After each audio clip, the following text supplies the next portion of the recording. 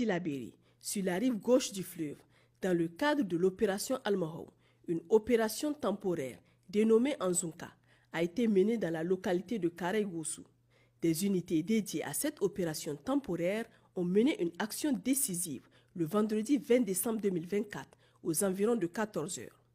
Après une fouille approfondie de la zone, la force a été violemment attaquée par un groupe ennemi à moto. Malgré l'intensité de l'assaut, les forces de défense et de sécurité ont fait preuve d'un courage et d'une détermination exemplaires, forçant l'ennemi à battre en retraite en lui infligeant de lourdes pertes. Le bilan de l'opération fait état d'au moins 19 terroristes neutralisés, des armes et divers équipements de communication récupérés, 4 motos ennemies détruites. Malheureusement, cet engagement a coûté la vie à 4 membres des FDS, tombés héroïquement en défendant leur patrie.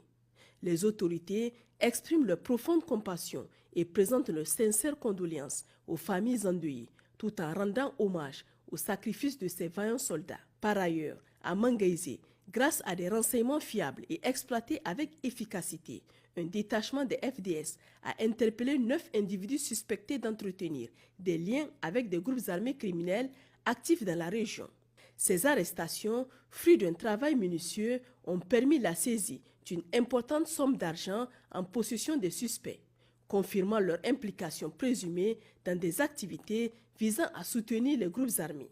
Dans la même région, sur la rive droite du fleuve Niger, les forces de défense et de sécurité, dans le cadre de l'opération NIA, ont intensifié leurs efforts cette semaine pour sécuriser la zone nord de Terra. Au cours d'un raid mené dans le secteur de Lemdou, les FDS ont neutralisé 7 criminels et capturé 2 autres. Cette opération a permis la découverte de près de 200 sacs de vivres stockés par le groupe criminel, ainsi que la saisie et la destruction d'un important arsenal. Celui-ci comprenait des armes, des munitions, des motocyclettes, dont une équipée d'un affût de calibre 12,7 mm, un détecteur de métaux et une quantité significative de matériel divers utilisé par ces groupes armés.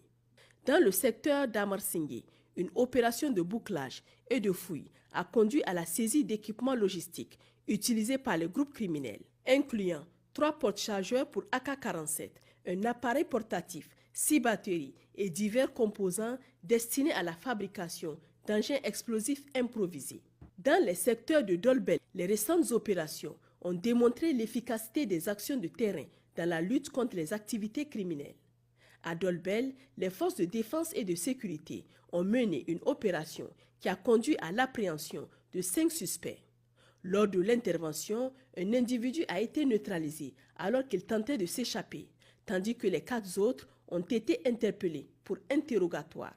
Une fouille approfondie a permis de découvrir plus de 500 bottes de mille collectées illégalement sous forme de rançon par des criminels et entreposées dans une école. Par ailleurs, dans le secteur de Tamou, une dénonciation anonyme a permis l'arrestation de 2 individus affiliés à des groupes armés criminels opérant dans le parc W.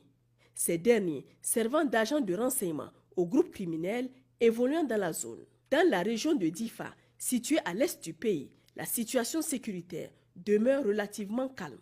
Cependant, les forces de défense et de sécurité restent pleinement engagées dans leurs efforts pour consolider cette stabilité et prévenir toute menace potentielle. À travers des patrouilles de présence dissuasive, elles maintiennent une vigilance accrue dans l'ensemble de la région. Ces stratégies proactives visent à rassurer les populations locales tout en déstabilisant les réseaux criminels et terroristes. Au cours des opérations menées cette semaine, les FDS ont enregistré un succès significatif avec l'interpellation de 10 malfrats dans les secteurs de Ngingimi, Kablewa, Chinkandi et Chetimawongo. Chers concitoyens, les forces de défense et de sécurité tiennent à exprimer leur profonde gratitude pour votre soutien inestimable et votre collaboration active au quotidien.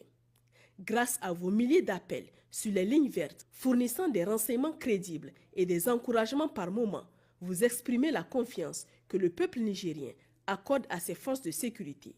Cette synergie entre la population et les forces de défense est cruciale pour renforcer notre sécurité collective. Les lignes téléphoniques restent ouvertes 24 heures sur 24 pour recevoir vos appels et vos signalements. Pour les forces armées nigériennes, le 40-40. Pour la gendarmerie nationale, le 40-00. Pour la police nationale, le 83-83. Vive le Niger, libre et souverain. Vive les forces de défense et de sécurité. Vive les citoyens résilients et engagés.